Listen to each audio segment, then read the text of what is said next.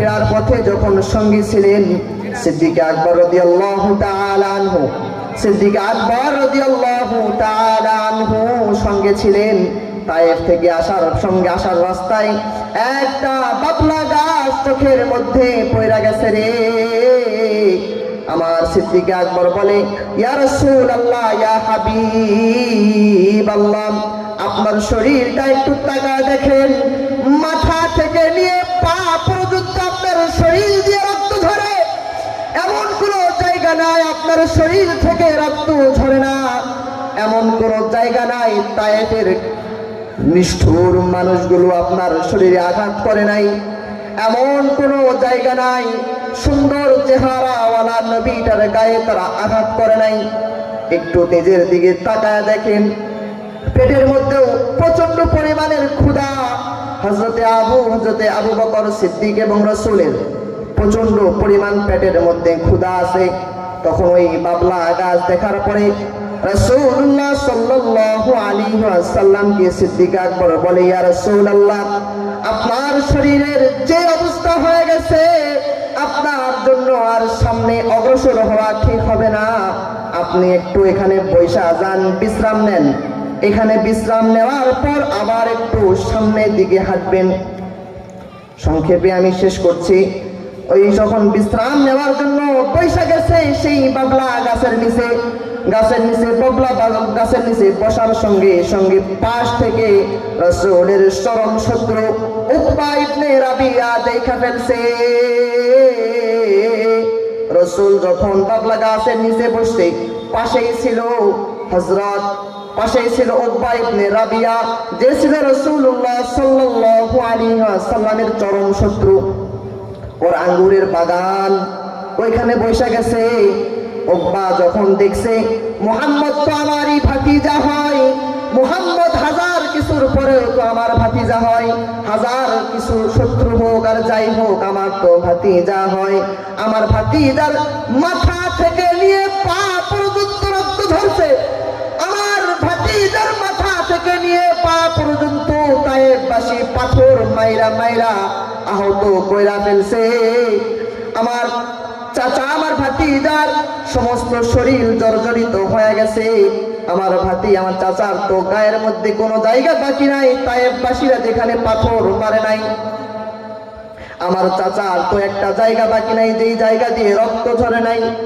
এই কথা চিন্তা করে হযরত উকবা ইবনে রাবিয়া, রাসূলের শত্রু, ওর মনটাও নরম হয়ে গেছে।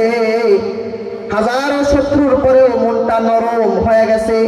বলে যে আমার হাজারো শত্রু হোক, শেষে তো আমার ভাতিজা, শেষে তো আমার পাড়ার লোক, গ্রামের লোক, কষ্ট হয় না? পাড়ার লোক দেখলে কষ্ট হয় না? যতই শত্রু হোক কষ্ট তো হয়। দেখার পরে উকবা ইবনে রাবিয়া বলল, তার খাদেমকে বলল, গোলামকে বলল, গোলামের নাম ছিল আকদাসকে বলে, যাও আঙ্গুরের বাগান থেকে টাটকা টাটকা একটু আঙ্গুর নিয়ে আমার ওই বান্দাগুলোকে, ওই ব্যক্তিগুলোকে পাঠায় দাও এবং সাবধান হয়ে যাও, ওই ব্যক্তিগুলো কিন্তু পাগল। নাউজুবিল্লাহ পড়েন।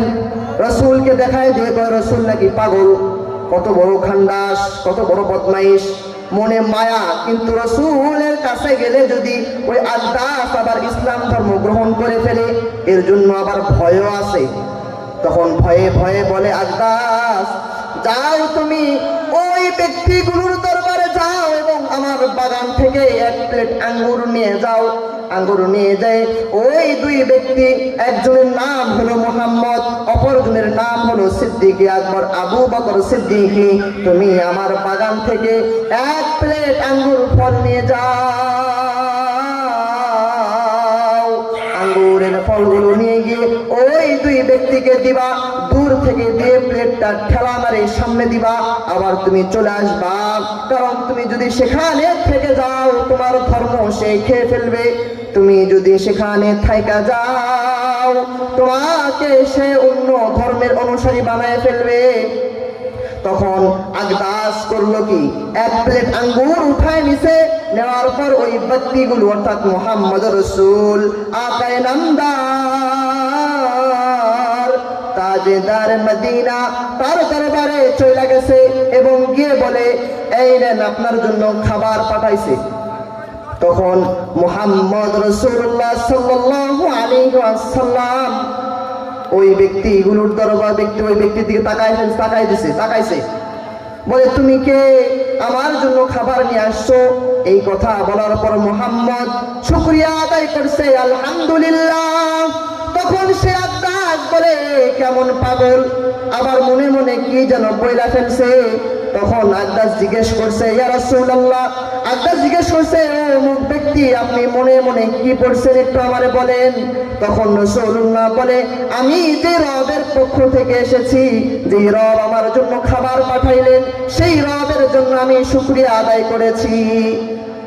আবার যখন খাবারটা সামনে দিয়া দিছে, সবার সামনে দেওয়ার পরে রাসূলুল্লাহ সাল্লাল্লাহু আলাইহি ওয়াসাল্লাম পরে বিসমিল্লাহি ওয়া আলা বারাকাতিল্লাহ। তখন আকদাস আবার বলে, আবার আপনি কি পড়ছেন? তখন মুহাম্মদ রাসূলুল্লাহ সাল্লাল্লাহু আলাইহি ওয়াসাল্লাম আবার বলে, ও বান্দা, আমি পড়েছি ওই মালিকের নাম, যে মালিক আমারে বানাইলো। আমি পড়েছি ওই মালিকের নাম, যেই মালিক আমার সামনে পর্যন্ত আঙ্গুরের প্লেটটা দিয়া দিছে। আল্লাহু আকবার করেন। আবার যখন শুরু করেছে, খাবার খাইতে খাইতে মাঝখানে পড়ে লাকাল হামদু ওয়া লাকাশ শুকরু। আবার ওই পাগল আদাস বলে, ও পাগল ব্যক্তি, আবার আপনি কি পড়েন? তখন বলল, আমি যে মালিকের পক্ষ থেকে এসেছি, এত দূর পর্যন্ত খানা যে খাওয়াইতেছে, আমি সেই মালিকের পক্ষ থেকে মালিকের জন্য শুকরিয়া আদায় করি। আবার যখন খানা শেষ হয়ে গেছে রে, খানা শেষ হয়ে যাওয়ার পর ও মুহাম্মদ রাসূলুল্লাহ সাল্লাল্লাহু আলাইহি ওয়াসাল্লাম বলে, আলহামদুলিল্লাহিল্লাযী আত'আমান আত'আমানি ওয়াসকিমান সাকানি। আবার যখন আদাস বলে, ও ব্যক্তি আপনি কি পাঠ করলেন? তখন রাসূলুল্লাহ সাল্লাল্লাহু আলাইহি ওয়াসাল্লাম বলে, আমি ওই ব্যক্তির শুকরিয়া আদায় করেছি যে ব্যক্তি আমার মেহমানদারি করিয়েছে, যে ব্যক্তিটা আমার মেহমানদারি করাইলো, আঙ্গুর ফল পাঠাইছে, ওই ব্যক্তির জন্য আমি শুকরিয়া আদায় করি। তখন ওই আকদাস বুঝা গেছে এই ব্যক্তি তো সাধারণ কোনো ব্যক্তি নয়। এই ব্যক্তি এত সুন্দর, যার চেহারা, তার জবান যার এত সুন্দর, কণ্ঠ যার এত সুন্দর, দেখতে শুনতে এত নম্র ভদ্র, এই ব্যক্তি তো পাগল নয়, পাগল হতে পারে না। তখন বলল, আপনি কে আমাকে বলেন? তখন রাসূলুল্লাহ সাল্লাল্লাহু আলাইহি ওয়াসাল্লাম বললেন, আমি সেই মালিকের পক্ষ থেকে প্রেরিত, আমি সেই মালিকের পক্ষ থেকে প্রেরিত। মালিক আমারে পাঠাইছে, মালিক আমারে দুনিয়ার বুকে পাঠাইছে। দুনিয়া বিমুখী, দুনিয়া থেকে যারা দুনিয়ামুখী হয়ে গেছে, ওই সমস্ত ব্যক্তিগুলোকে আমি যেন দ্বীনের দাওয়াত দিয়ে ইসলাম ধর্মের মধ্যে প্রবেশ করাই দেই। তারপরে আকদাস কি বলে জানেন? তারপরে আকদাস বলে, ও আল্লাহর রাসূল, যে ব্যক্তি আল্লাহর পক্ষ থেকে আসছেন, আমি এতদিন মনে হয় একটা ভ্রান্ত আকীদা পালন করতাম। আমার মনিব উকবা ইবনে রাবিয়া আমাকে বলছে আপনি নাকি পাগল, আমাকে বলছে আপনার ধারে কাছে না ভিজতে, আমি যেন আপনার ধারেও না আসি, কাছেও না আসি, দূর থেকে যেন আমি আপনাকে খাবার দিয়ে চলে যাই, আমি যেন আপনার কাছে না আসি, কারণ আপনি নাকি পাগল। নাউজুবিল্লাহ পড়েন। উনি নাকি পাগল, রাসূল নাকি পাগল, নাউজুবিল্লাহ। তারপরে আকদাস বলে, এত সুন্দর যার চেহারা, এত সুন্দর যার কথাবার্তা, এত সুন্দর যার ব্যবহার, যে ব্যক্তি এই খাবার সামনে আসার কারণে আল্লাহ পাকের শুকরিয়া আদায় করে, যে ব্যক্তি খাবার খাইতে খাইতেও তার মালিকের শুকরিয়া আদায় করে, যে ব্যক্তি খাবার শেষে যে খাবার খাইয়েছে, মেহমানদারি করিয়েছে, ওই ব্যক্তিরও শুকরিয়া আদায় করে, ওই ব্যক্তি পাগল হতে পারে না, ওর ধর্ম বিভ্রান্তিকর ধর্ম হতে পারে না। আমি যে ধর্ম পালন করতাম, সেই ধর্মই হলো বিভ্রান্তিকর ধর্ম। আমি আমার ধর্ম বাদ দিয়ে দিলাম, আপনার ধর্মের কালিমা আপনি আমারে পড়ায় দেন, আমিও কালিমা পড়ে মুসলমান হয়ে যাইতে চাই। তখন রাসূলুল্লাহ সাল্লাল্লাহু আলাইহি ওয়াসাল্লাম পড়ে, লা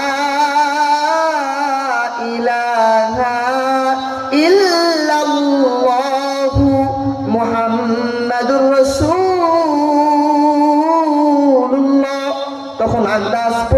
গেছে, আকাশ পয়রাও মুসলমান হয়ে গেছে, টাটকা মুসলমান হয়ে গেছে। রসুলের দিকে তাকায়া, রসুলের দিকে, রসুলের কথা শুই না, রসুলের মহব্বতী আচরণগুলো দেখা সে রসুলের প্রেমে পড়ে গেছে।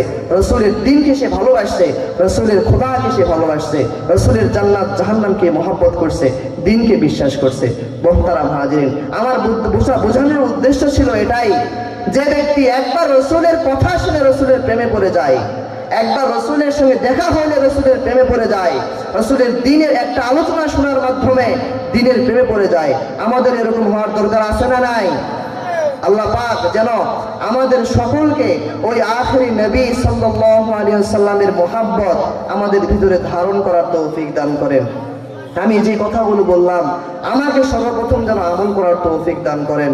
অতঃপর মাইকের আওয়াজ যত দূর গিয়েছে, যারা যারা আমার আলোচনা শুনেছেন, আল্লাহ পাক যেন সকলকে এর উপরে আমল করার তৌফিক দান করেন। আমিন। ওয়া আখিরু দাওয়ানা আলহামদুলিল্লাহি রাব্বিল আলামিন। আসসালামু আলাইকুম ওয়া রাহমাতুল্লাহি ওয়া বারাকাতুহু।